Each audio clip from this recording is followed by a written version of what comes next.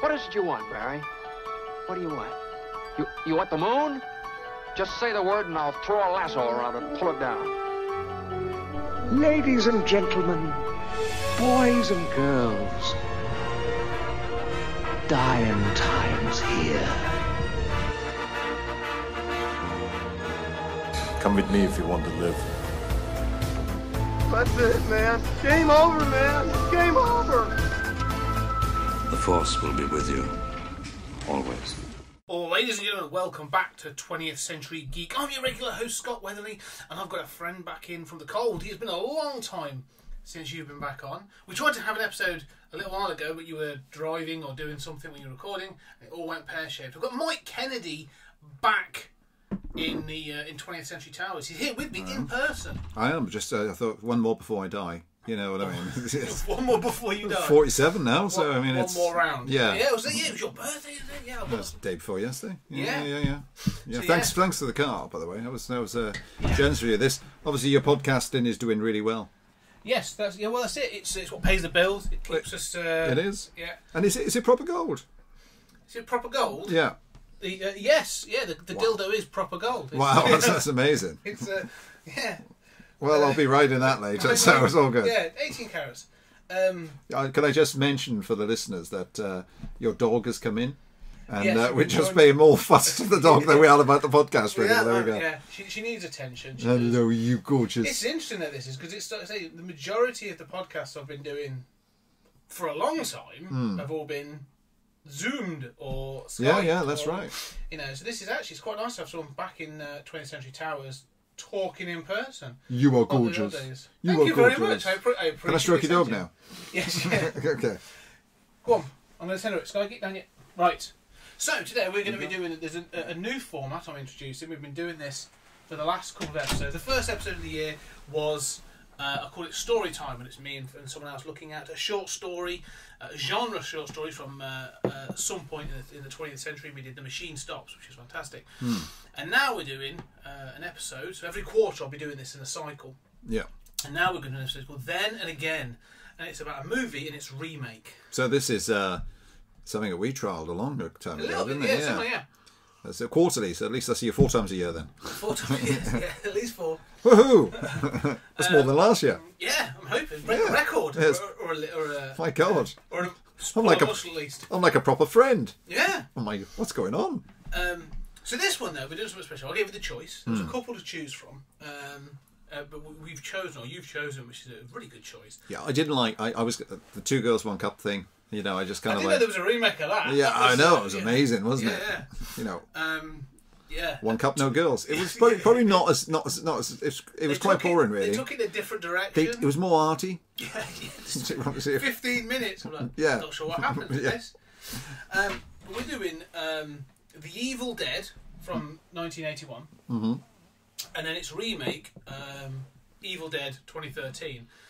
Now we could say that we could do an Evil Dead 2 because that very much covers the same story, but I do feel it's a sequel. It's very much a sequel rather than a remake of the first one. Yeah, Evil Dead 2 is more of a let's film the same shit again, but with more money. Oh yeah. It's not a remake, is it? Because it expands on the story. Sort of. It changes the ending and goes, the first film was good, but it didn't really end like this, but we're going to say it ended like this, and then we're going to carry on. The first 10 minutes of Evil Dead is a recap. Evil Dead 2 is a recap of the last film. Yeah. But only Ash and, not Cheryl, Linda. Linda, yeah. Ash and Linda, forgetting all of his friends were there. Yeah. And then introduces a new cast of people to basically feed the Deadites. And also, they're not called Deadites until the second one. That's true, yeah. And also, this is something else we'll pick up. We'll get into it in a minute. I didn't realise watching this, the book's not even called the Necronomicon until the second one. Oh. It's called something else in the first one. It's called the Book of the Dead, but it's not called the Necronomicon Book of the Dead. That's used in the second film. I think in the first one it's called 50 Shades of Dead. Yeah. A guide to necrophilia. I'm sure that's what it is, yeah. Yeah, Raimi was really thinking about different trilogies. He was, yeah, very much. let's talk about the first one. Sam Raimi, 1981. I learned some else about this, but yeah. So Sam Raimi, 1981. This is very much an indie film. This is like a student film almost. Yeah. He and his friends going up to a cabin and filming this. But did you? I don't know. You may know this. It was based on a short. Well, not based on a short. He'd already made a short film. Yes. Called Within the Woods, which he'd done as part of his film school kind of thing. And so this was an extension of that. But you know, so you're only a couple of years older than me. But the when were you first exposed to like The Evil Dead? It was the first film, as I understand it, to be banned on the Video Nasties list. It was on that first batch. Yeah, well, yeah, it was because of the scene in the woods, the rape scene in the woods with the yes, which is what it is. It is a rape scene. It is. Rape by the trees. Because of that scene is what started the spiral of the Video Nasties and the campaign by Mary Whitehouse to get this filth removed, and also it started a bigger rolling stone of reclassification and looking at the way we classify things. So I think because of that, I remember seeing it first of all on Betamax. And I was allowed to pick. I liked horror films, and my mother used to let me watch horror films at a very young age. And we was at the local video store, and the cover was so sort of like, wow, that looks amazing. Just by the front cover. Yeah, what was the front cover that you saw? Because there's a couple of posters and front covers for this thing, isn't there? The front cover I saw was the hand, the gravestone and the hand. Right. Yeah. So the lady coming out of the grave. Or was it? Or was it the... actually, no, I think it was the art one, the one with all the illustrations on it. Actually, yes, it was the art one. I didn't see the other one until... Because that's the one I remember seeing first. Yeah. That pop, like, that one sort of stuff. Yeah. I saw that. That's the one I saw first of all, I believe. And it wasn't until I started collecting VHS that I ended up getting a copy of the other one, which was the woman being the grabbed, VHS and the hand coming up and the hand coming out the grave. So I was exposed to it because of the whole Video Nasty thing, and the video shop down the road kind of ignored everything. So what do you want? Texas Chainsaw, Clockwork Orange? What do you want? Under the counter, not on the shelf, but under the counter. Yeah, and you did, you kind of like you did go into the video shops, and this is what's missing today, isn't it? Video shops, but. You do go into a video shop and they say, have you got anything that banned? Yeah. Well, I've got this one. You can have this one. It'll like cost you like £2 instead of £1 or something. Yeah. But you'd be able to take it home then and copy it and then go back. Oh yeah, thank you very much. You've got a copy of it. Yes, yeah. Rent it out to your mates for 50p. Make some money. And that's it. The easy way of copying things back in the day: put the tape over the bottom of the VHS. So you could then have your two VHSs running next to each other, and you record from one to the other. We'd all done it. Yeah, absolutely. But that was my first exposure to it. It's on Betamax. Did you when you watched it that first, or when your early memories? What was your response to it? Because we know. Well, my experience is slightly different because I went backwards. Like I worked through the trilogy backwards. The first one I saw was Army of Darkness. Okay. When it was first released on VHS in the early 90s. And then I remember my dad going like, oh, well, actually, there's this one and this one. And so I saw them in reverse order. And so it was odd because I'd watched this sort of like medieval comedy horror fantasy. And then this like zany, nutso cabin in the woods horror. This crazy... And then you watch the first one and you're like, oh no, the first one's like a legit horror. Like they're really going for something. But there's elements of Raimi. But what was your response to it like, when you first saw it? I think up to this point, I'd been watching Christopher Lee and Peter Cushing bite each other. And the Hammer House of Horror, that was my sort of like schooling into horror. Was Hammer House of Horror. And then possibly... I'm not sure if I got the dates right. Maybe Salem's Lot was around about the same time, something like that. The book or the TV series? The miniseries. Yeah, about that time, sort of early 80s. Yeah. And I remember sort of like seeing. I remember the Texas Chainsaw Massacre was about as well. So I knew that there was stuff like. But my horror influences then were quite tame in comparison. So when I saw this for the first time, it was simply the case of, you know, I've never seen anything so barbaric and graphic as this, because it is quite want sort of more! like, yeah, and I'm like, wow, this is amazing. How did they do that? And it was believable. You kind of looked at it and it almost felt like a demonic film. You're like, oh god, this is scary shit, you know, at the time. And I'm not sure if I was scared or thrilled. I'm not quite sure what that says about me, but it was kind of like, this is hardcore shit, you know, because in comparison to other things, Deadly Spawn, for instance, was out there, and Alien Terror, all pretty lame. But then you got this gore fest, which it is, and you just thought, wow, I love gore, and it made me love gore. It made me love special effects and things like that. It's definitely that introduction. It's the early period of like splatter gore films, isn't it? And, you know, you said there were those ones out there at this period, but they weren't particularly good films. No. You know, even like, because I think around this time you were starting to 80, I think it was like Last House on the Left. It was more shock horror, wasn't it? That was early. I mean, that's more Hostel-esque horror. It is, yeah. You know? I mean, if you look at the origins of Hostel, you got to go back to Last House on the Left. You know, and, definitely. Well, even like Texas Chainsaw, you get that sort of fear and that terror of the. Just the realism of horror, that was. Whereas this wasn't realistic. And that's the thing. It was so far detached. I mean, you got stuff like The Omen and stuff like that. So we already had this British influx of satanic, demonic kind of evil presence. Yes. But then this took it to a whole new level. It does. Well, you mentioned The Omen, and The Exorcist is a good example. Exorcist is 73. And... you know, this is 1981, so it's sometime after. But The Exorcist, although, like, you know, it's got that, I won't say gore element, but it's got that disfigurement element with you know, Reagan. Her face is all messed up, and all, you know, she uses the crucifix as a tool of pleasure. Haven't we all? Yeah, we've tried. What always gets me about The Exorcist, though, is the fact that she went on to be president. Yeah. Yeah, that was quite good. First, yeah. Well, yeah, of course, I just realised I was going to make an actor then, but yeah, Reagan was an actor. So, yeah, it's true. But the thing is, like you said, that influence of the devil, like, it is that escalation, isn't it? Because even like you watch The Exorcist, I love The Exorcist.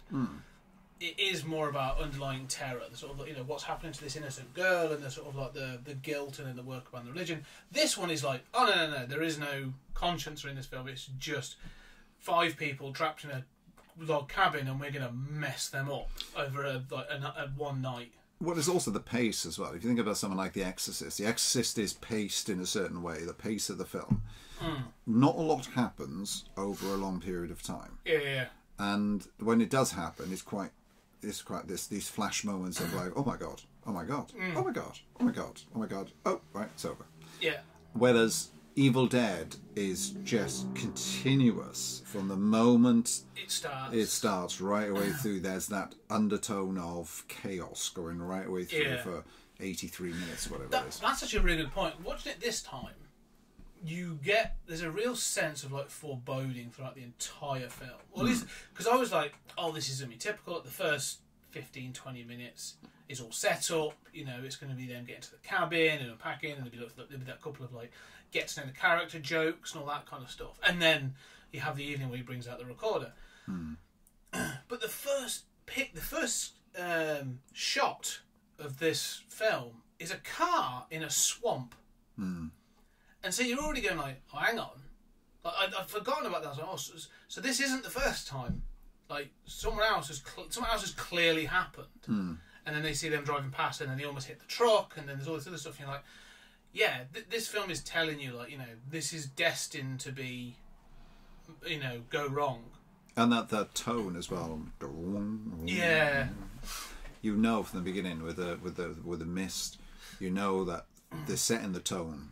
Excuse the pun, but it is setting the tone for the rest of the film. Yes. From the opening sequence, you know. Yeah, it does. It really does. And one of the things that's interesting though about, and this is because it's early and it's a student film.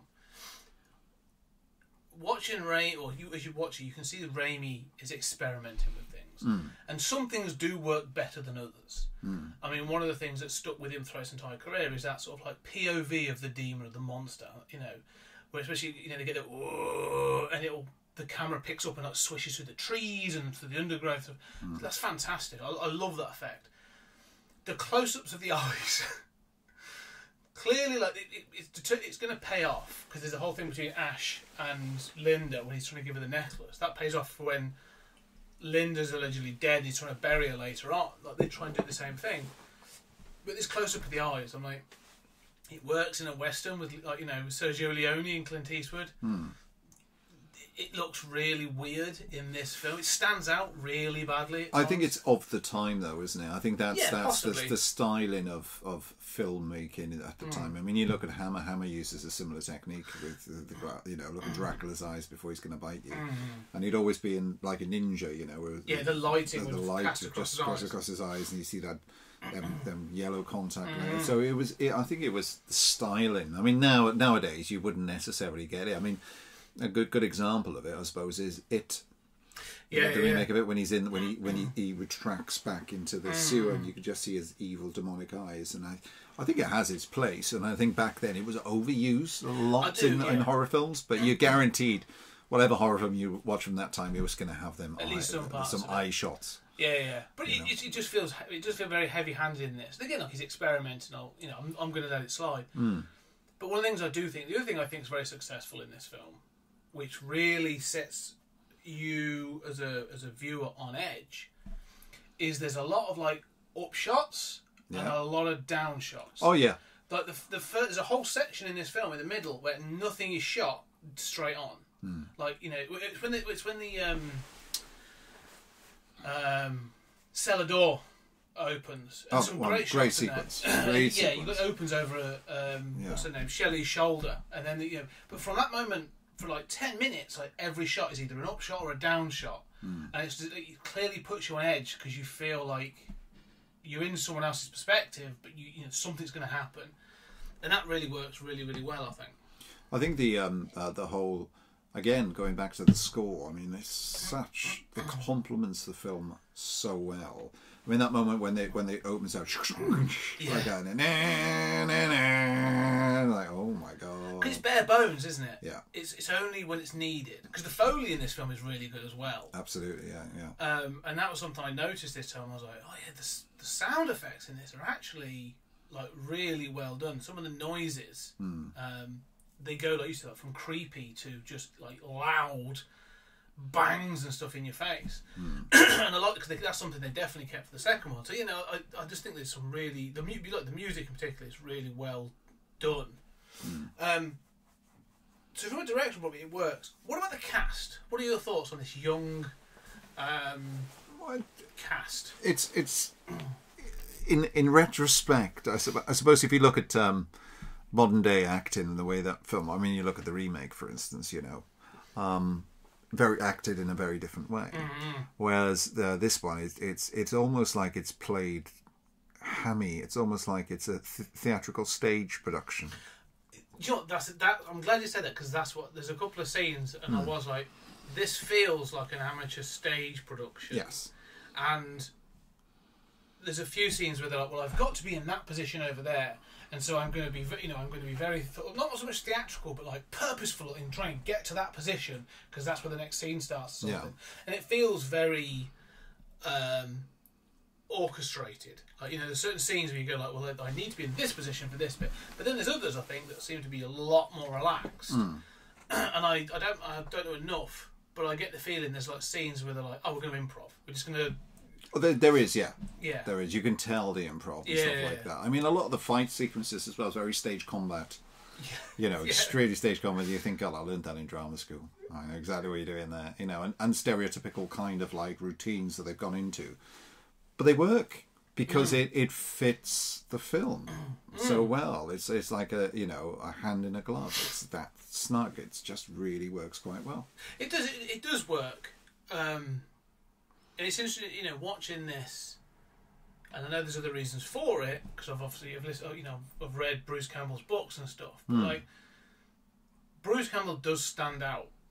Oh, absolutely. In this set of cast. And he's definitely got more charisma than the others. So it's no surprise that he went on beyond this.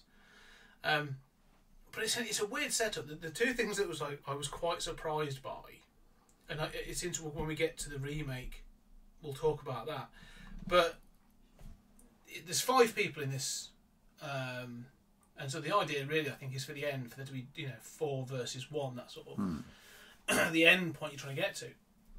But you end up with 2 couples because you've got Ash and Linda, who's obviously replicated in the second film, but then you've also got Scott and Shelley, and those 2 are couples.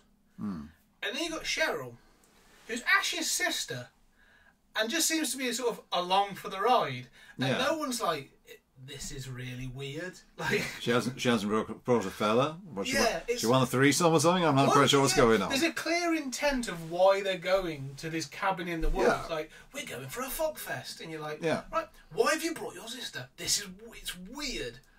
I get it from a setup because there's a certain symmetry they want to get, but then if they want to do that, then surely Cheryl should be the last girl, the final girl. But you get the final boy in Ash. Well, I think you wanted someone who's a bit odd. You wanted an odd character. So you got the couples, which are these are normal couples, and then you just wanted the odd one out.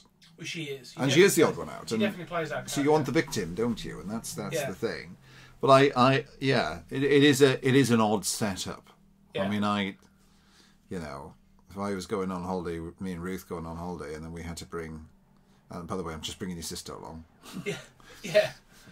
What message does that send to you? You're like, I'm with these people, but I'm bringing your sister along. What? What are you expecting? I don't know. Yeah. It just feels weird. Like, and she is the first victim. She is, but sorry, just to, I'm probably skipping ahead a little bit. Yeah, go for it. But I think what we're picking up on now when it comes to this sister involvement, I think was picked up by the remake. Oh yeah, the remake addresses it all. and addresses issues such as that. Whereas the first one has got a little bit sort of like what the fuck moments, and I think that's a good thing. So when we come to that, we'll obviously, I always think part of it is like Sam Raimi was like, well, I have these 5 friends, yeah, and I have parts for them all, so we'll put them all in. Yeah, I can afford to kill 5 people. Yeah, so who do I know? So the other thing is, we go say the first in this one, they go into the basement or the cellar, and they find the recorder and the dagger and the shotgun and all the bits and pieces. Yeah. And it's funny when you watch these films because you see this thing, and you and I may be different to normal or most people, but most people are like, all right, this is weird. There's a shotgun down there and this dagger and stuff. This probably isn't a good thing. Let's leave it alone. I think you and I, because people would watch this and go, that's not very believable, is it? Bringing it all up. I'd be like, no, that's totally believable. Yeah, so was. If anything, I'd have had it in the back of the car already. But I'm taking this recorder. Yep. And this dagger's awesome, right? It's coming out with me. So I'm watching it going like, it's totally what I'd do. Like, I'd totally be like, I'd be like, no, I've got to see what's on this tape. I want to hear it. It's amazing. And so, you do get the tape playing. But Cheryl has a response to it, and this is sort of, again, one of those, it sort of has to escalate the plot. But she has a real visceral response to the recording. And I had to rewind, I was like, is there any reason why she has a specific response to that tape? And I couldn't really find one other than at some point it looks like she's possessed. Like, she draws the book, doesn't she? But yeah, it's just sort of, again. But that's after they go in the tape's played. She gets possessed. I think so, yeah, because then she gets finally possessed. So yeah. There's little moments like that feel a bit like amateurish, but it is at this point still amateur. But once she is, and she sort of goes out the house, and obviously that's when the tree rape happens. Groot has his way with her. Yeah. I am Groot. Yeah, no, you're a rapist. Yeah, you are Groot. We are Groot. Yeah. Suck my root. No. Yeah.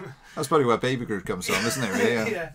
It is a weird scene because it's quite well done, and it is horrific. Like, it is horrifying to watch. And it doesn't glamorise it until it's not like there's no titillation in it. No, it's a barbaric. It's showing rape on a different level to Last House on the Left. Yeah, it's a different kind of. This is acceptable because there's a living object, but it's not a human being. So then it's acceptable. Yeah, it's mystical, isn't it? Sort of like supernatural. The woods are alive, so they're fucked because they're surrounded by the woods. And I think that's the message he's trying to convey there. That even if you try to escape, we'll still get you because the woods are still there. Yes. And that's it. Like you say, it's now first you think, oh, nature has turned on them because when they record as well, the tree comes through the window and stuff. Yeah. And so I do like the way it creates this isolation. But that's sort of the starter because then they try to leave, they try to drive away, and the bridge is gone,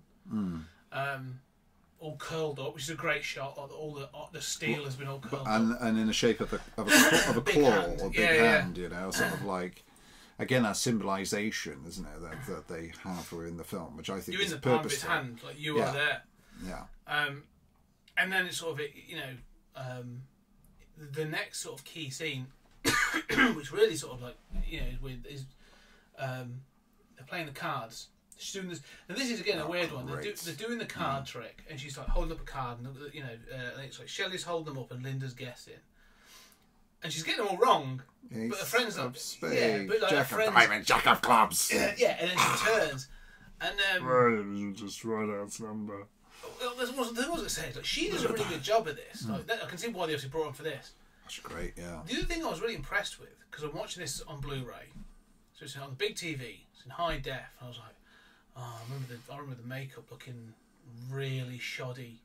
This is one of those films that benefits from being seen on VHS. But actually, although you can sort of see the seams on bits and pieces, I kind of like what they've done. I think it's really effective. It's subtle.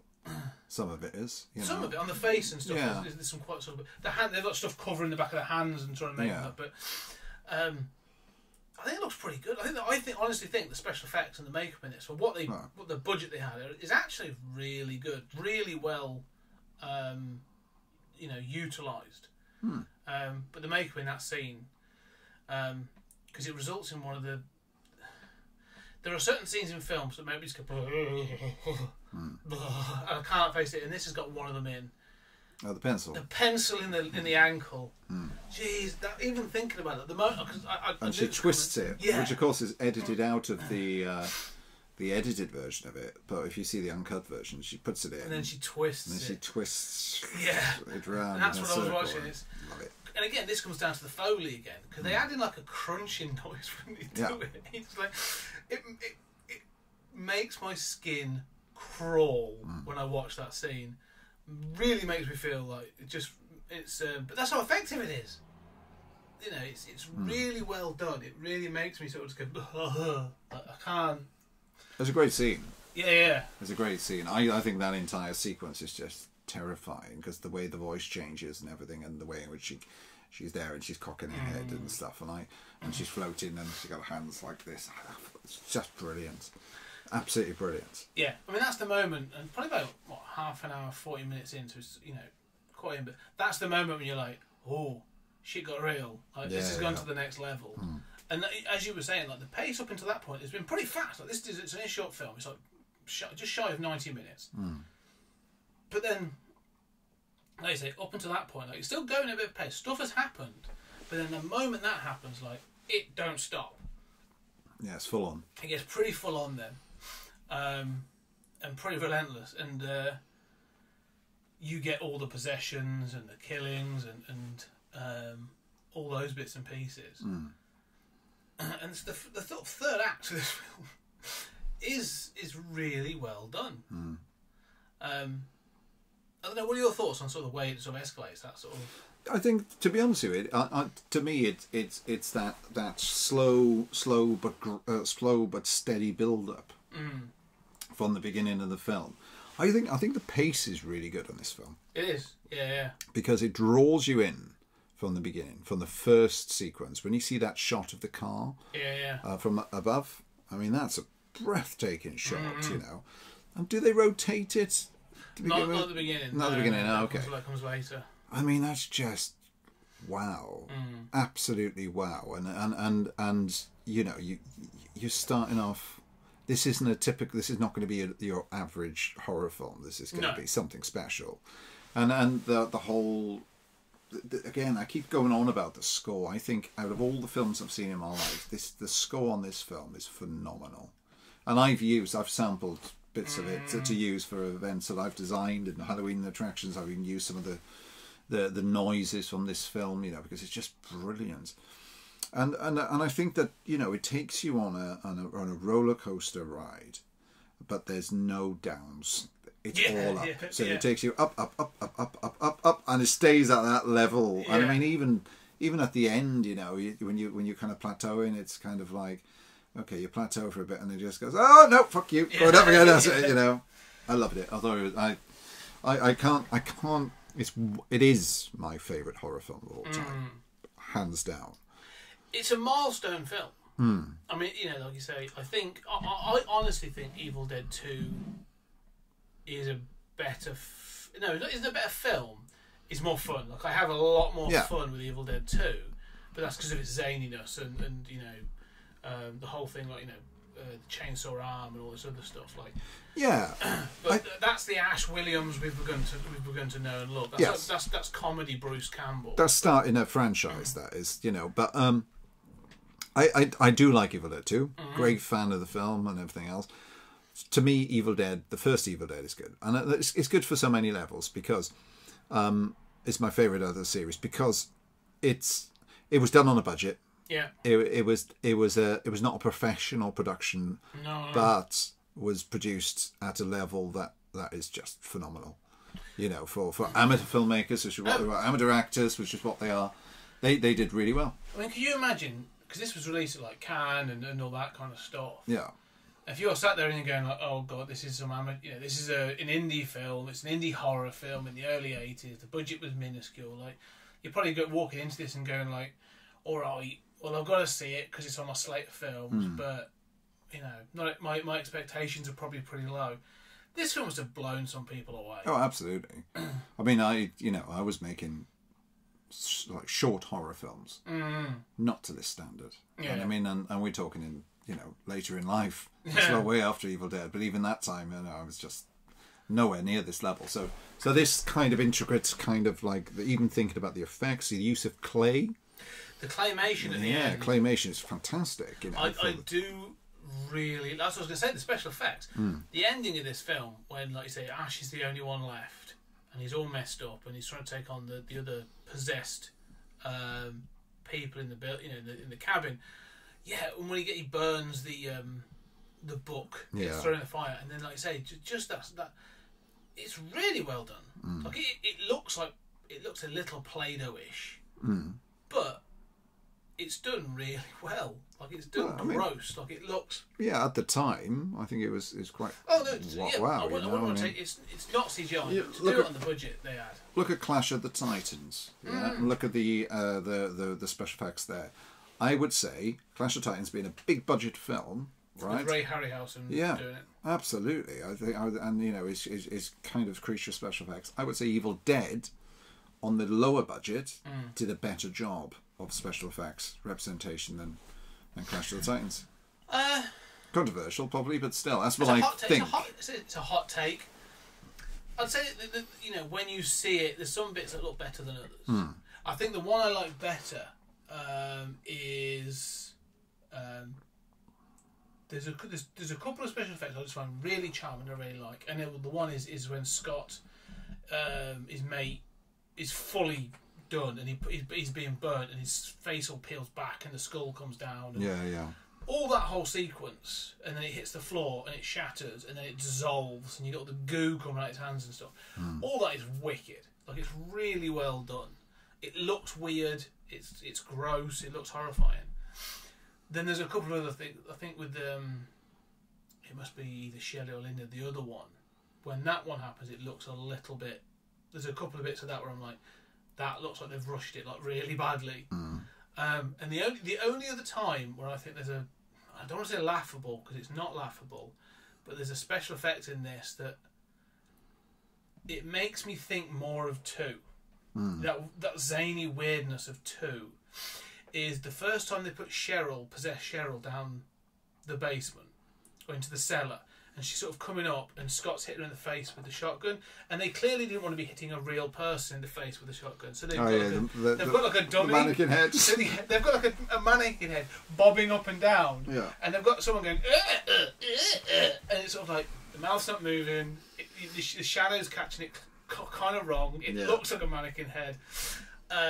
It doesn't look great, and it makes me chuckle, but that doesn't take away from the rest of the film. Saying that, we go back to It again. That first shot in the sewers of him, which is terrifying in the remake of It, which I think is a great film, to be honest. The first one is anyway. And if you look at that and you look at that thing, there is influences in lots of films. Yeah. I mean, that shot of the light through. Look at her face, and then you see her face with the light shining through the trapdoor. It's just brilliant. I mean, cinematography is just amazing in it. There are moments like that. That's a really good point, because they sort of redeem themselves for the silly head, like the mannequin head.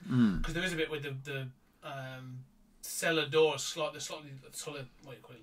Trap door is slightly open. The light's coming through, and she's chuckling because something else has happened, and you see her sort of sinking back down into the cellar, and that is proper creepy, and that's really well really done. good, well done. Yeah, absolutely. But you're right about the legacy as well. Like this one, it's you watch this, and again, you say it was a massive impact over here with the Video Nasties. It was banned, for a long time. First film to be banned. And then set the trend for all the others. Well, The Exorcist had already been banned, but that was for a different purpose. The Exorcist wasn't. The Exorcist was withdrawn and not banned. Oh, cool. Okay. Yeah, so it was withdrawn but not banned. It was never on. It was on the Video Nasties list, but it was never on the. Yeah, because it was broadcast in cinemas, but it was never got released on VHS until the 90s, was it? Yeah, and they said that they will never release it. They'll never release it, and then they've changed their mind because of that. We'll give you a shitload of money then. Oh, all right, then you can have it. You want money? I've got an extended edition as well. Same as Clockwork Orange. Clockwork Orange was withdrawn. It wasn't banned. Yes, I know that one was withdrawn. Exorcist, I think, I might be wrong, but I'm sure Exorcist was just withdrawn because it was a Certificate X. It was, yes. And I think it's just withdrawn. Whereas stuff like Evil Dead, The Burning, Cannibal Holocaust, California Ferox. It was all that was banned. Anyway, sorry, I'm getting off the point somewhat. No, that's the point. But it has its legacy, doesn't it? What was Friday the 13th? What year was that? Was that 81? 80. I was 80. The first one, yeah. See, to me, that's a terrible film. I hate it. Because the first one. The first one, yeah. Because I just I like the story. I just don't like the film. I just don't like the film. I think the film is not what it needs to be. But then you get something like Evil Dead. Yeah. And Evil Dead reinvented what horror was about. Because at that time, there is nothing out there that's like Evil Dead. No, it's what I'm saying. It's this thing of like, it opened the doors for like splatter gore films, like splatter films, because it was happening in books. This is the interesting thing, and this is one of the things I think these films, you get things as Philip K. Dick has this idea called the trash stratum, which is like the next level of things is going to actually happen where you least expect it. Like someone you never expect is dabbling with these ideas, and it happens in films all the time, like with horror. Like the Texas Chainsaw Massacre comes out of nowhere. It's an indie film, and everyone's like, "Oh my god!" Like it's the most terrifying film ever. And it's Saw, the Blair Witch Project. Yeah. Saw. These indie films come out of nowhere, and all of a sudden they launch this next stage of the genre. And I agree. I think the Evil Dead definitely did that. Because you'd already had the paperback boom, which was the late 70s into the 80s, and so this story, as in sort of like the cabin in the woods and stories, was sort of being told in these super gory paperbacks. What's your favourite? What's your I think people like Sean Houston, even early James Herbert, Richard Lehman. But Richard Lehman does it. Some of his leans into this sort of territory. Well, Richard Lehman was horror porn. Exactly, totally. People were touching each other's boobs. It's like it'd be like, and her nipple was caressed, and he licked Yeah. her nipple one 12 more time. pages of that, and then Yeah, like, and the there was next some, 12 and more. then she got a knife in her head. Yeah, yeah. Like, oh, all right, and her head came off like a cucumber. Yeah, the Don't actual, know what that means, but there we go. yeah, the actual act of the violence, but it's the description in it. It's Yeah, brilliant. yeah.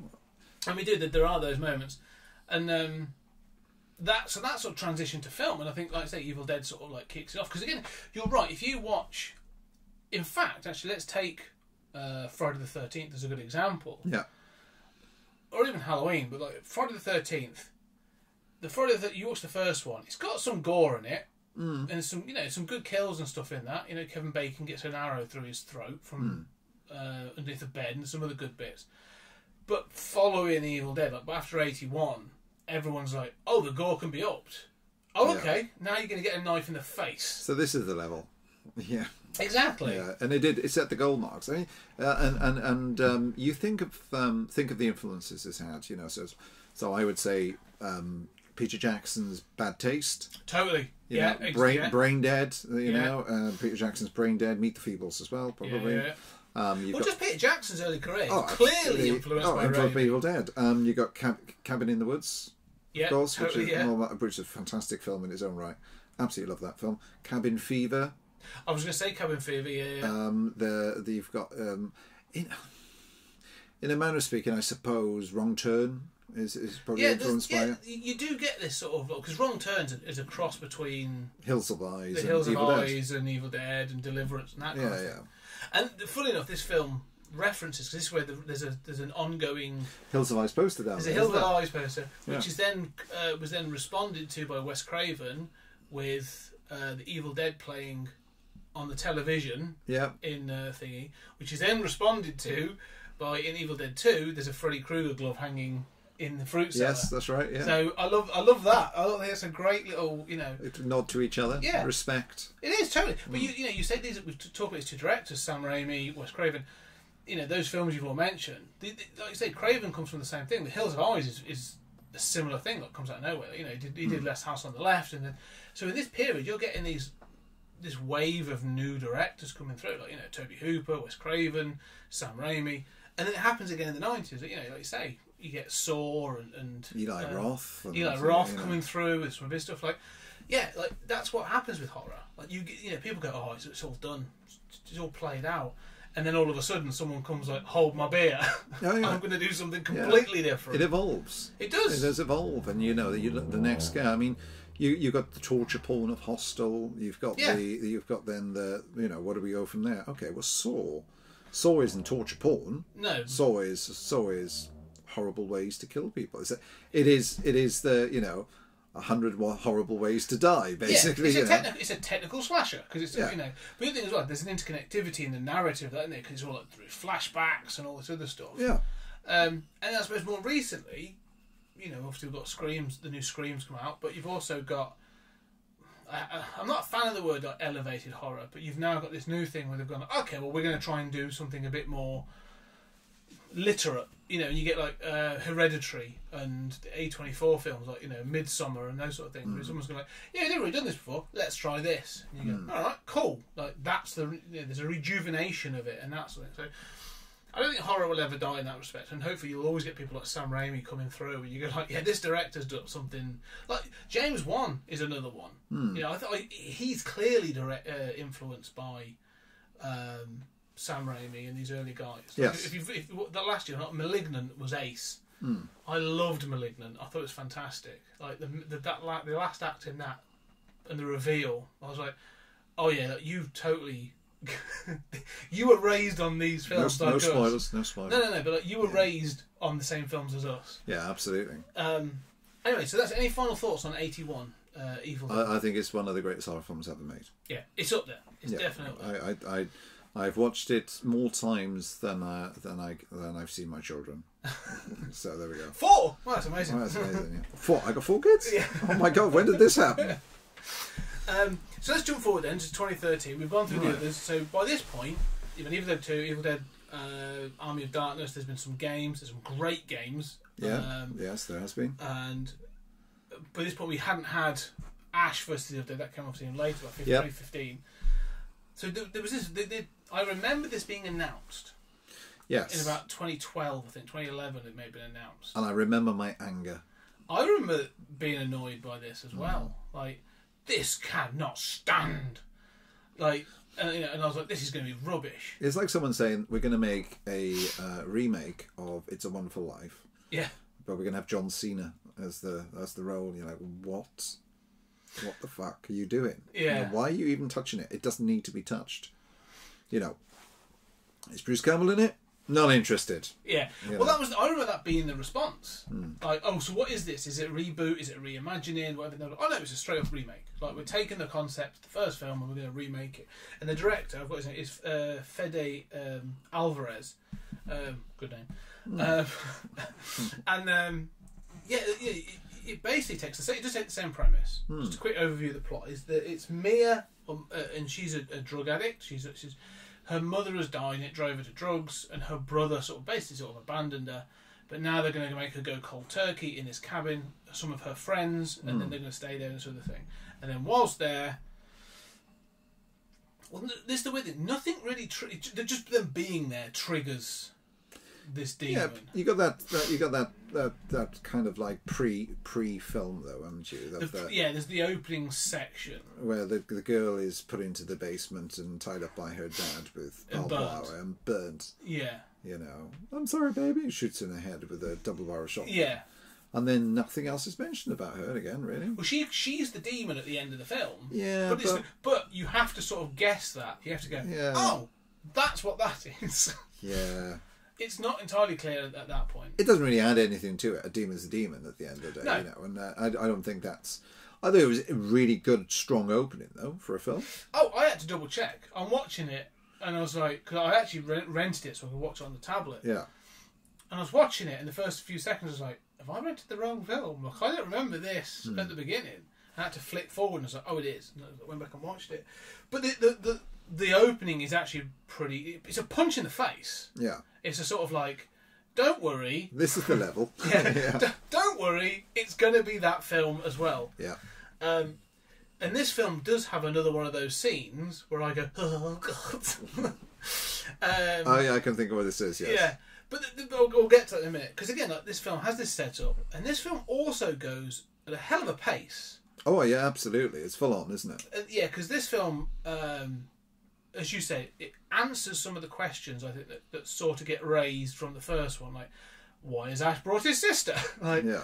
in this one, the sister, Mia, is the main character, but for the most Sort part. of, yeah. But is a drug addict, and Yeah. she's there to recover, and they're all there to support her. Yeah. Through but while having copious amounts of sex. Yeah. You know. The thing with this film is, like I say, I like the way she's going cold turkey, Yeah. and her going cold turkey sort of allows the triggering event in this. Again, the tree rape is in it, but the tree rape has a purpose in this film. So she's sort of going cold turkey. She's hot, she's cold, she's sick, she's feeling really ill. She runs out into the woods whilst it's raining, and then she's attacked by the trees. And it's a really horrific scene. But then this thing sort of like, it's not just a branch, like this demon girl thing appears and sicks up this thing, and it crawls up inside her. So the rape is like a reverse birth. It's an invasion. But the difference in this scene and the last film is there's a moment, and you need to watch it again if you can. This moment when the tree goes up, there's a silence, and then a scream, and that's just like, oh, I know what you mean. Like, Yeah. she takes a breath, doesn't she? She's like, because she's like, it's a PTSD kind of moment. Yeah, like, yeah. That's like, and then it breaks her. No, I know what you mean. And then she starts screaming and runs back. And from that point on, that's, I say, when it escalates, because then there's all the windows get blown out, and then they all start to get possessed, and like there's more blood in this film. 70,000 gallons of blood, fake blood, were used for this film. brilliant. But this film does have one of those moments. It's got a couple of really gross moments, but when I don't know if it's Mia that does it. It can't be. It must be the other girl that does it. Maybe the nurse, Olivia. She licks that blade, cuts the tongue in half. Yeah, cuts the tongue in half. Yeah. Oh my god, that thing bothers me. That was in the trailer. Yeah. And honestly, I watched the trailer and I was like, I don't think I can watch this film. I can't do it. I'm glad I did. But yeah, that bothers me like so much. Yeah, it's a sequence. But I mean, one of the best sequences I've seen in a horror film in a long time also happens is when she's in the water, and that fantastic jump scare where he comes out of the mud. Yeah. You know, and it's just like, that is brilliant. You don't see that coming. No. And he comes up. That, you don't care how strong you are. That's a jump scare. That's a great. I'm not a big fan of jump scares, but that's a great jump scare. Yeah, if you're overusing jump scares, then you're in trouble. I would say the better sort of thing is, like say, when you don't use them, and all of a sudden you do use them because you know, oh, this is something else, and then it punches you in the face with the jump scare, and it really does do that. I think there's some excellent moments. Like I say, there's a couple of moments in this film. Like I say, you know, well, the thing is, this film keeps pulling the rug as well. The remake, which is I think is really cool. Like you say, she gets possessed, and so you think, oh, she's going to be like the Cheryl character, like, you know, she's going to be. She does end up being locked in the basement. Yeah, she does. Yeah, for a long period of time. And she's proper creepy when she's got a little face like poking out and stuff. But then when like the Olivia character gets, is she called Olivia? Yeah, Olivia. Jessica Lucas plays Olivia. She's the nurse that's there to look after when she gets possessed, and her boyfriend's like, she attacks him, and he just pummels her to death with a broken sink. Yeah, on the needle. Do you remember the needle? Yeah. Yes. It's just like she's just constantly stabbing him with the needle in the eye and in the hand and everything else, and it's just wow, barbaric. It's just barbaric. This film is relentless at certain points, and like I said, because it builds up to David. You think David is going to be the Ash character. They keep setting him up to be the Ash character, like, because the concept is exactly the same. Like, he's brought his girlfriend, there's his other couple, Eric and you got Eric and Olivia, and then Maya, who's the focal point, which is, you know, they're trying to, like you said, they're trying to address the five. And so I remember watching this the first time thinking, oh, David's going to be the Ash character. Like, that's... Well, like, you know, Maya's on the front cover, but then so was... You know, it was a woman on the front of the original. There was, yeah. So I'm like, oh, that's what they're going with. Yeah, that's not what happens at the end of this film. No. It's completely twists. It's like, totally, whoa. Yeah. What's going on here then? You know? And I love that it does that. Like you say, what happens to him? I can't remember what happens to him. Because he buries her, doesn't he? Because he's like... He reads there are certain things they have to do. Yeah, I got to watch it last night. What does happen to him? I can't remember. He buries her. Yeah. He buries Mia because he's like, if she's buried, and then, you know, it completes this ritual that prevents the demon or whatever, and then he decides to try and bring her back to life. That's the thing. So like, if she dies quick enough, it will leave her, and then he can bring her back to life and they can escape. But then he gets killed. I know he goes back in the house to grab their things and possessed Eric. It's the explosion. Yeah. He shoots the petrol can or whatever it is, because he goes to torch the house. Yeah. And then he gets attacked by that person. He shoots it, and then it all blows up, and she's left. And she's stood alone, outside. and you're like, yeah, right. They just killed off the lead character. What's going on? That I remember watching and being like, oh, and so she's then out on the lawn. And I'm like, because you watch it and you go, like, is that the end? Yeah, it's a bit of a... Have they resolved the ending? Yeah. And then she falls to an evening, it starts to rain blood. And oh, no. Yeah. Wait a minute, there's more to go. And that's what I love about this film. Like, it keeps twisting the knife. Like you said, there's no let up at all in this film. And I think it mirrors the pace of that first one. Yeah, like they could have sat back. You mentioned other films, you know, like Cabin Fever and even like Cabin in the Woods. There must have been. I think Cabin in the Woods came after actually, but like there must have been that moment when they're like, "This is too much." You know, I'm sure they got studio notes when they're like, "It's too much. Pull back. There needs to be some humour. Why don't I get to see boobs? Why don't I get this?" Like there must have been that. They're like, it's not that film. No, it's not. It is a gore fest. Yeah, it is. And there's great elements of scariness to it. The bit when Maya is going through the recess, the rat run, and the knife is coming through the wall, and she's trying to get out, you know, and stuff like that, and it catches her twice. Yeah. You think, Jesus Christ, that's scary shit. That is so scary. Yeah. And you can kind of then you start thinking, what would I do? Yeah. What would I do? Maybe if it's coming closer, I'd wait till it goes out, then I'd run that way. You know. I think I'll just give up and realize, stop bullying me. You could do anything to me. Just don't let me watch. One of the things I was most impressed by in this, though, is they could have easily fallen into like Raimi-isms. Yeah.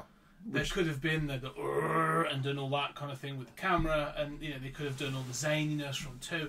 And I bet you there was a push, but like, where's Bruce Campbell appear in this? Where's the cameo for Bruce Campbell? Yeah, you keep thinking there's going to be one, like a lawman at the end or something like that. What's going on here? Yeah, you know, sort of I'm thing. totally expecting like an end credit scene or something, like, you know, post credit scene where it's like a sheriff or something in terms of pick her up.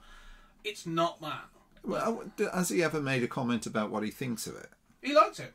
He liked it, did he? Oh, he's more than happy. Yeah. Okay. I went back and actually had a look, because when they were made Ash vs Evil Dead, there's an interview with him I read. I forget the name of the website. I read it today actually, and he was like, they were like, "Oh, what are your thoughts on the 2013?" He was like, "Oh, it's fantastic. It's great fun." Like, you know, he was all for it. He's like, "Yeah." He's like, "I don't own it. It's not my film. Like, the original trilogy's there. Go watch it." And we're now making this other thing. Yeah. And he was like, "It's completely different. Like, we did our thing, Sam did his thing. You know, that thing is different, and it's great. Like, you know, it's not a milestone film in the same way that the original one is. No, but only because it's. But it could be a standalone film. It doesn't necessarily. See, to me, it's that. Is it an Evil Dead film, or is it just a? All right. Before you answer that, so what makes an Evil Dead film? What makes something Evil Dead? Because this has changed over time, hasn't it? Yeah, it's a very good question, actually. Bruce Campbell. Yeah. You know, you can't make an Evil Dead film without Bruce Campbell. I think it's the way the Evil Dead franchise has defined itself as comedy horror. It's adapted over time, hasn't it? I mean, it adapted over one film, let's be honest. Yeah. You know, and it set that tone, that's what he wanted, and that's where it's going. And there's elements of comedy in the first film, in a manner of speaking. Smaller elements, but there's little bits. Yeah. So you've got, you know, playing for laughs and stuff. And also, as well, is that Evil Dead doesn't take itself too seriously. And I think that the difference is in this film is that it's a very serious film. It is. You know, it's a proper horror film. Whereas I've never considered Evil Dead to be a proper horror film necessarily. It's not straight horror. No, it's not. It's a bit more complicated than that. Yeah. You know, it's a friend with benefits. Yeah, you know what I mean? It is. Yeah, your friend. It's a horror booty call. Yeah, it is a horror booty call, you know, and it's a guilty pleasure, you know. It's one of those things. And I just think that this could have been a film that wasn't Evil Dead. You could have called this something else. Yeah. And I think, you know, people would be like, "Oh, it's clearly like The Evil Woods." Dead. Yeah, something like that. It's not really until the end. I would say the last 5 minutes of this film, maybe slightly more, 5 to 8 minutes of this film, is where you go, "Oh, that's where the zaniness is." Yeah.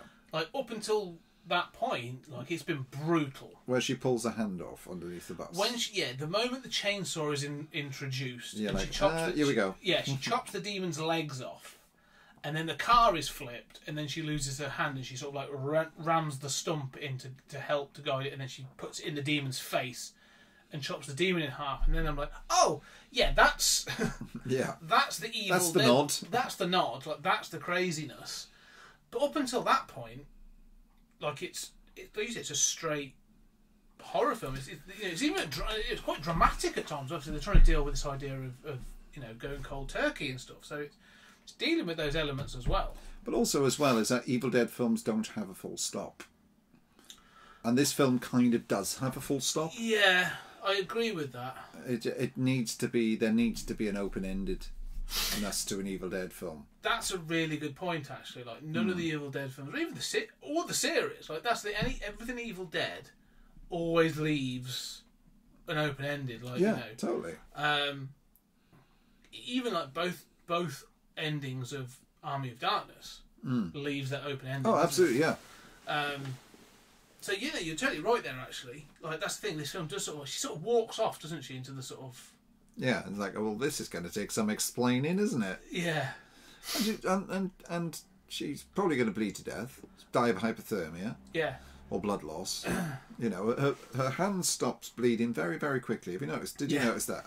And also, as well, her arm is much bigger than the other arm. It's very old school. Yeah, there's a few moments on that. I do kind of like that though, because this also has that's not the only arm cutting moment in this film. No, There's the other girl. with the meat carver that just about cuts turkey, let alone through a bone. She's like, you did it through her bicep. Yeah, as well. yeah, which is a tough old muscle to Yeah. cut through, especially Yeah. when you got cans like mine. That's it. Yeah, when You know. beefcake. Beefcake, absolutely. But what I like about that sequence is, it's you kind of go, no, that's never going to happen with a carver. You'd be hacked away at that for fucking hours. Chainsaw makes a lot more sense in that moment. But I like the way she stands up and the arms hanging off and then slowly falls off. Yeah. That's great. And she says to him, like, when the guys walk in, she's like, "I feel a lot better now." Yeah. And they're like, "What were you feeling before?" Yeah. It's like, psycho bitch. Yeah. Psycho bitch. Yeah. I like the way she's doing it though, and You got to hand it to her. Oh. Hey. Yeah. I like the way when she's doing it. Then Maya, who's trapped in the cellar, is going like, "No, no, no, no, no, no, no," Yeah. and she's like, don't do it." But the hand, I was expecting the hand to come back into play.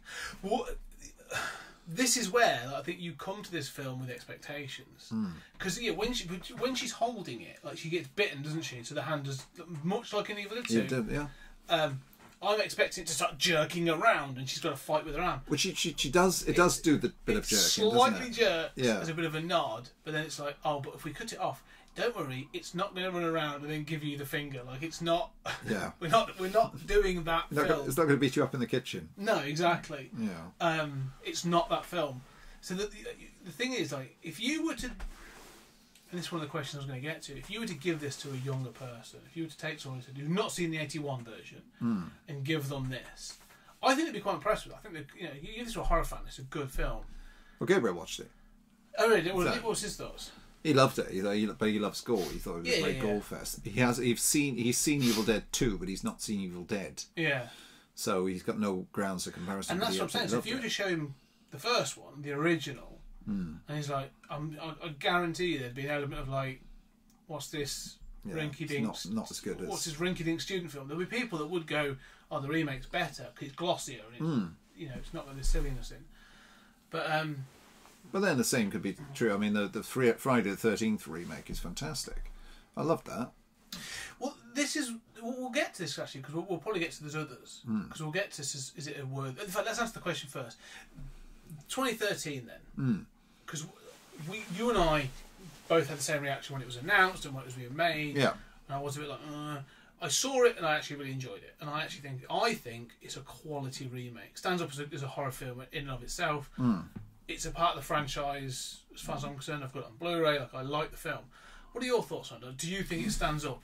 No, I think it's a great film. Don't get me wrong. I think it's a great film. I think they were very clever in the way they made it, because if they would have made a direct copy of the first film, we'd be in an old, we'd be in the same situation as when they did that bloody Psycho and the Chris Van Sant one. And they've just filmed the entire thing again using the same shots as the first film. Well, why the fuck am I going to watch Vince Vaughn do this? Yeah.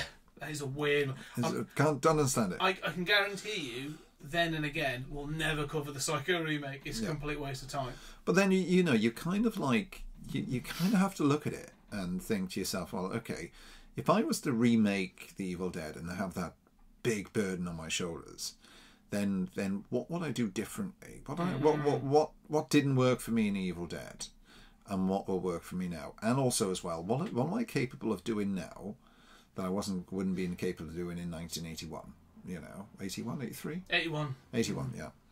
So, and I think so from a filmmaker's perspective and from a writer's perspective, it's really interesting to me to see how they moved the story along, but didn't really change it too much. But then the whole twist in it was completely left field. I mean, I didn't see that coming at all. Not at all. I thought, okay, protagonist, hero. There we are. Yeah.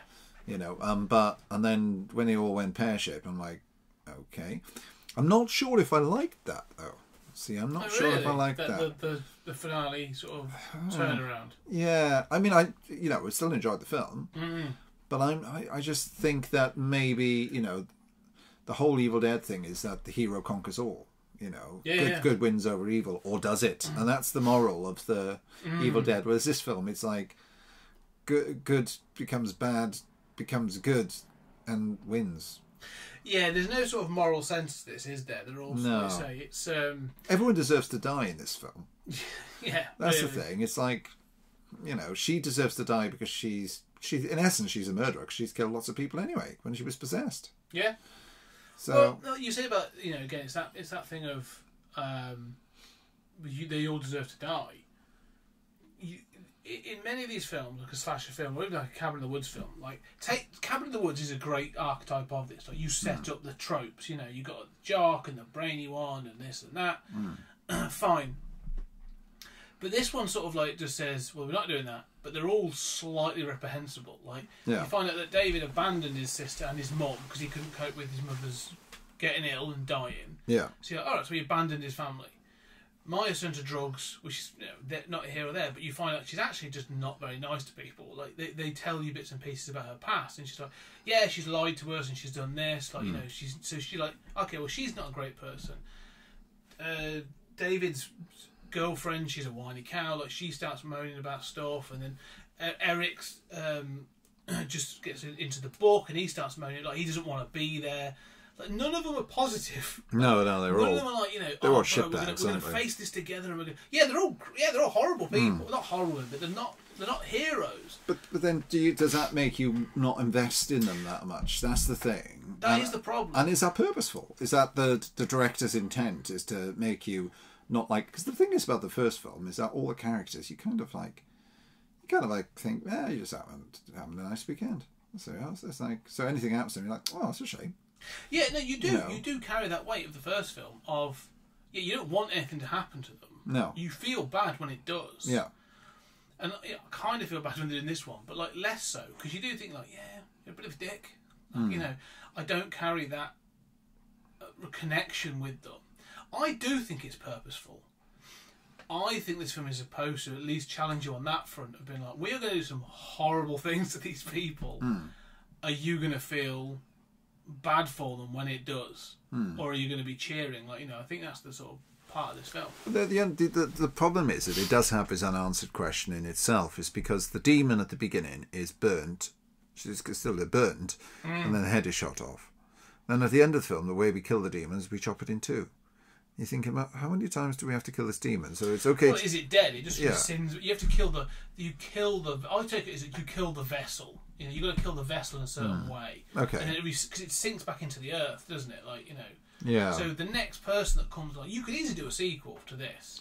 I thought they would have by now. I I thought they would have done Evil Dead, Evil Dead 2 or something. Someone, Maya is forced to go back to the cabin with the police or something, and then it all kicks off again. But I don't know. Maybe that's what Evil Dead Rises is about. Evil Dead Rises. I was going to ask about this. Evil Dead Rises is interesting because I'm not even sure if Bruce Campbell's in it. He hasn't confirmed. He hasn't confirmed anything. Sam Raimi's linked with it. Has he not directed it? I can't remember. And all I've seen is a poster. I don't even know if it was a fan poster. Oh, the city and the chainsaw. Yeah. So I'm just going to go onto my phone, folks. This makes good radio. Yeah. I'll tell you that. But yeah, no, I'm fast because it comes out this year. It's 2022. It's coming out this year. Yeah. And I am very excited for it. Let's have a look. But I honestly don't know. They've kept it a very, very closely guarded secret. So Evil Dead Rises. Evil Dead Rise. What I would say is Bruce Campbell was in London middle of last year. And obviously it was noted he was with Sam Raimi, so the intention was that he might have been doing Doctor Strange 2, because Sam Raimi's directing that. Yeah. So he's going to have a cameo in that. But there was also a suggestion that actually, are they filming things for Evil Dead Rise in England, and he's actually there for that. So, well, no, because according to IMDb, and it's a pretty good source to go for. Yeah, I think so. It says here, filming locations: Auckland, New Zealand. So okay, forget that, knocks that in the head. And it says that unlike the previous films set in the cabin in the woods, this one will be set in the city, and the protagonist will not be Ashley Williams. Lily Sullivan starred in Picnic in Hanging Rock, and also starred in Samara Weaving, who starred in Ash vs Evil Dead. So there's two trivia things. So it looks like the protagonist is going to be a female, Lillian Sullivan, a very young girl. There's not a lot of people in here that I actually know, but there's a lot of young kids. There's one there, Nell Fisher and Tayo Wano. Yeah. So who's the Weaving? What's it? Which one's that? You said there was someone recruited from Ash. I'm not sure. It was a trivia thing. So is it because I don't even know if this is a separate thing or a continuation of the franchise or whatever. So yeah, no, I'm interested to see what's going to happen with this franchise. So this the director is Lee Cronin, and Lee Cronin looks like he's done a lot of horror. Billy and Chuck throughout time, Hole in the Ground, Ghost Train.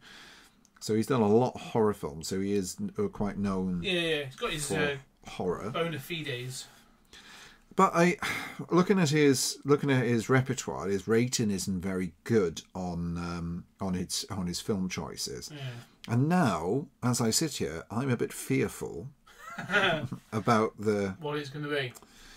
Because I mean, it needs to be something more than what is on offer here.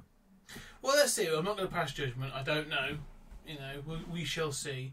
Having it in a city in a high-rise building is interesting, but yeah, we shall see. So anyway, let's circle back onto these remakes, because this came out. You know, and there'll be lots of remakes that. Yeah, we went through a remake stage, didn't we? We went through a horror remake in particular. You know, you had you said mentioned Friday the 13th, which is actually alright. I've got it up there. Texas Chainsaw Massacre was in 2003. The Crazies. We started with like Dawn of the Dead, which was 2000. Which is a very good remake. It is. It's a really good remake. Yeah. Well, it's possibly Zack Snyder's best film. Yeah, I'd say so. Definitely not Justice League, anyway. Yeah, the 4-hour doesn't matter. It's a sole subject, folks. Sole subject. Yeah. But anyway, but I think this is actually a really solid remake. Yeah. As a way to start then and again, like this is a good example of, I think, like you say, it's close enough to the original for you to go, oh yeah, I see sort of what they're doing, but it's different enough that you're like, oh, it's not just a take on it. Do you think that this was? Do you think that Ash versus Evil Dead came about because of the success of the film? Because it was a box office success. It was. This made money. Yes, I do. I think there was interest in it. I also think Ash versus Evil Dead came about because I think this film proved to Sam Raimi that this thing still had legs. I also think at that point Bruce Campbell had been doing Burn Notice, so he was a known commodity, and so they were a bit like, well, before you get too old, I think do it one more time. There's one more story to be told with Ash. And I think the TV series is fantastic. I think it's great. Ash vs Evil Dead is phenomenal, and the cast of that is great casting. It's awesome. It's such a good show, and it fits the genre so well.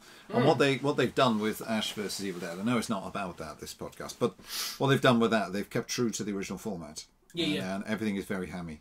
Oh yeah, and that's exactly what it needs to be, which was one of my fears about this film, is that it if it hasn't got the hamminess, is it going to be an Evil Dead film? But it worked. It worked very well. It works well. If they'd gone too hammy, then you go, well, why not just bring Bruce Campbell back and just do Evil Dead 4? It's got to be different, I think, and they gave it the allowance to do that. Yeah. So I do think it was a success. But yeah, any final thoughts then on the 2013 remake?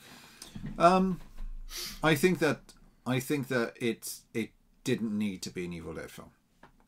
That is. I stand by this. I still think. I think it's a very good film. I think it does the job very proud. It retells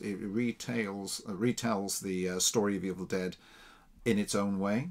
So it's got its own little twist on it, its own little version of it. You know, it's like an alternative universe, if you like. Yeah. And I like that and everything else. I just think that it's just a poor choice of film, really. Whereas this could have been a film of its own. Yeah. I mean, and influenced heavily by, same as Eli Roth's Cabin in the Woods is, influenced a lot by Evil Dead, but as a standalone film, I think it had this credence in it. I see what you mean. Because if you think of the comparison between Evil Dead and this one, there's very few comparisons between this and the first film. Just the incantation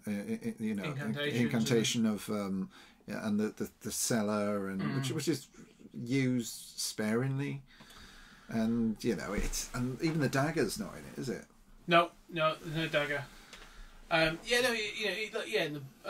a book.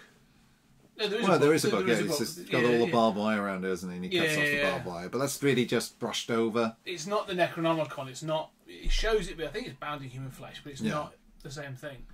I see what you're saying. I think this is where they've gone for that. Like I said, this was going for that period of like the gritty remake, wasn't it? We're going to do something, and we're going to do a gritty remake, or like take it seriously. Not that they didn't the first time, but like you say, remove that horror, give it the budget. I do agree with what you're saying, but I do feel it fits the franchise. Like it's in that sense of like, if I'm just taking the '81 version and this, which is what I did. I haven't rewatched 2 or 3 or anything else. I just want to take these two things for comparison. I feel it's a good modernisation. Yeah, we made this 32 years later. Exactly, yeah. It feels like a modernisation of that. Is it an Evil Dead film is a different question, because I think the Evil Dead franchise became something very different. It's that sort of... It's the same, like, we say about Friday the 13th. The Friday the 13th remake is not a remake of Friday the 13th. No, it's not. It's a retelling of the same tale. It's a retelling of a different tale. 2 onwards, really. Yeah. Because the first one, spoilers for a film that's 40 plus years old, isn't Jason, it's Mrs. Voorhees. Yeah. So this one, it's like, we're going to ignore that and we're going to go through the next week. Summarise it in the first 2 minutes. Yeah, the first 5 minutes of the film is summarising Friday the 13th Part 1. Yeah. And we just want the guy with the mask, right? Bang, move on. Yeah, that's it. I do like Friday the 13th. Anyway, but I think that it's a good film. It does Evil Dead proud. Don't get me wrong. I just think it didn't need to be an Evil Dead film. Mm-hmm. But it did a good job of being an Evil Dead film at the same time, But I just think it just. I think the only disappointing aspect of this film was the ending. I just think the ending was too clean. I do agree with that. The payoff is not fab. No, this needed a shock end moment, much like the first one does. I would have ended it differently. This is the way I would have ended it. And I thought about this last night. I was laying in bed after watching it, and I was thinking, what is it about that film that bugs me? And it was the ending. And I thought, right, what I would have done. It's exactly what they did in Evil Dead, just as a bit of a nod to Evil Dead. So this film's been pretty much 90% different from the Evil Dead. So what I would have done, I would have had Mia walk off, and then the camera come out of the cabin straight towards her. She turns around, screams into the camera. So you have that evil entity coming. I agree with that 100%. I totally agree. Yeah. And then that's you don't have to have the roll noise. Credits. Yeah, you don't have to have the noise, or you actually I'd probably save that. It's a bit like, in fact, you're right. It's a bit like with Casino Royale, the James Bond Casino Royale. The Daniel Craig one, when they saved the Bond theme for the very end. The dead that was right at the end when he sort of like that's he's become Bond. Yeah, like you're right. Like you could just have all this and saved it and ended with the and then had the camera blasting through things and hit her right at the end. Would have been a nice sort of like we're going Evil Dead. A more modern day example. Ghostbusters Afterlife. So little nods to Ghostbusters all the way throughout it. Yeah. I like to read little nods. Massive nod, but still. Yeah, I love that film, but still. But there's subtle things like the books in Egon's and the car. farm. No, The yeah. car. You know what I mean? I know what you mean. Yeah. But then you don't have to bring in the other characters till right at the end. Yeah. And that's what you did, is then you turn it back, and then that's where your nod is. At the right at the end of the film is the massive nod to the originals, isn't it? With all of them there. Yeah. And I think that's what they needed. That's got it right. I love Afterlife. I do as well. I think it's fantastic. Absolutely wonderful film, I thought, to be honest. And I think that it just needed that touch right at the end of that to tie it in. Just to tie it in and go, I agree with that. Still an Evil Dead film. I think that would have been great. I think that would have been a really suitable ending. Yeah. For that. So I actually do. I fully agree with that. And I'm going to say something now, which is a bit controversial, but I do not want to see Evil Dead Rise at this stage. We shall see. If the trailer gets released. When the trailer gets released, I might change my mind, but you know. Yeah, we shall see. But anyway, I think that's it. I think we've talked about Evil Dead. We've got some other. I've got some interesting little remakes I want to cover in the future. So whoever's done Evil Dead, I really want to do Red Dawn. Is another one I really want to do. Yeah. I thought about it. I want to do that comparison That's conversation. a big investment of time. That's a big investment of time, but that'll come later. I do want to go back and do Texas Chainsaw Massacre because Agreed. The 2003 remake. Sticking with horror, I'm interested to have the conversation for Friday the 13th. Sorry, Nightmare on Elm Street. Interesting. Slightly different conversation. RoboCop. Yes. Okay. Some excellent films actually that you're talking about here. Yeah, they all get some good remakes. Yeah, and stuff, so and they both have pros and cons. Both films. Yeah. You know, so I think there's some that I want to have that conversation where it's like, that could be interesting. Then there's a couple of when we get more confident with this, I might throw in later on. There was an Indian version. I think it was Indian version of Rambo. Really? Yeah, First Blood was made. I want to see that. Yeah, it looks ace. Well, there's Evil Dead Trap. Which is what? What's that? Evil Dead Trap is a Korean horror film. Oh, really? Yeah, it's cool. That's worth looking at. Actually, it's very good. Yeah, and extremely influenced. Yeah, and so there will be some others. I think like say we could probably talk about maybe do Godzilla sort of original versus 1990s version. Yeah. So there's loads of remakes. I'm tempted to sort of we can drop into Italian Job versus Italian Job. Total Recall. Total Recall, yes, which is a very interesting sort of remake. Yeah. Predator. Well, no, hang on. Predator's interesting. I don't say remakes. No, it's just continuation of story, isn't it? It's generally terrible sequels, really. History of bad films. Yeah. So there's a lot of remakes anyway. I do want to sort of see. Some really odd ones because True Lies is a remake of a French film. Okay. That I've never seen, so I wouldn't mind seeing that. Then we could. Others like Yojimbo and for a Fistful of Dollars and those sorts of things. So, Die Hard and Home Alone. Yeah, your wife Ruth is not coming on to have that conversation. No, she's not. Yes, we'll be. So yeah, there's loads of remakes we could do. Well, Home Alone and Home Alone. Home Alone. I'm not. I know how much you love that remake. Because it is a remake, isn't it? I don't know what it is. It's a raging dumpster fire, is what it is. If you want him to review that, then please, he's right in. I'll tell you now. I hated that film to such an extent that I almost told my daughter off because she said she enjoyed it. You slapped her. You ruined in the podcast. You know that now. You've spoiled the Home Alone podcast. Yeah, we'll come to that one day. Yeah. Anyway. Yes, we've got so many things to cover, so many sort of great remakes to cover. Poltergeist. Oh, Poltergeist is an interesting one. Yeah, I'm just thinking of things off the top of my head. Last Lesson Left. A lot of horror remakes sort of come around. I'm interested after we look at that. Is that because that was one I look at? Like, what genre is the most sort of remakes in? Because there are some like Dune and Dune. June and June. That'd be an interesting one. I've never seen either of them, so yeah. Yeah, that would be good. Shane and Pale Rider, and there's a few more. So, there'll be interesting ones to redo.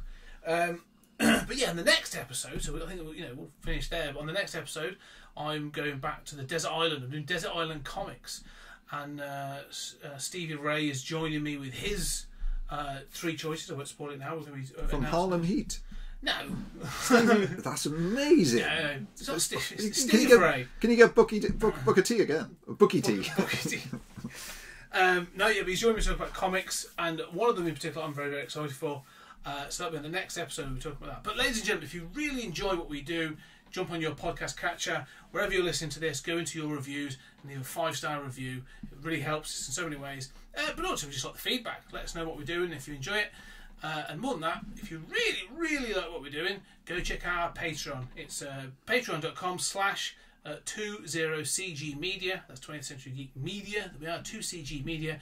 And we've got a weekly podcast on there. We're working our way through the Twilight Zone. We've got a monthly podcast where it's me giving my thoughts on random sort of pop culture things. And then a quarterly podcast where I speak to different creators and all kinds of things. Everything from artists and writers to musicians and comedians have all come down there. So go and check that out. There'll be a link below on the podcast. But Mike, it's great to have you back into 20th Century Towers. Thank you for coming in to talk. I thought I was blacklisted? No, blacklisted. Brownlisted, maybe. You know, just got to take you out. Yeah, you're sort of one of those. Got to make sure you're not a communist before you can come back in. Well, then people on the door you have outside your house, you know, outside of the towers, and sort of, so you're not on the list, you're not coming in. You know who I am. The concierge up front. I'm Retro Mike. I'm Mad Mike. You know who I am. Yes, that's why you're not coming in. Yeah, that's my wife's like, no. Yeah. Shut the door. Anyway, ladies and gentlemen, thank you, Mike. Thank you for coming on, and ladies and gentlemen, thank you very much for listening. And we shall talk to you on the next episode.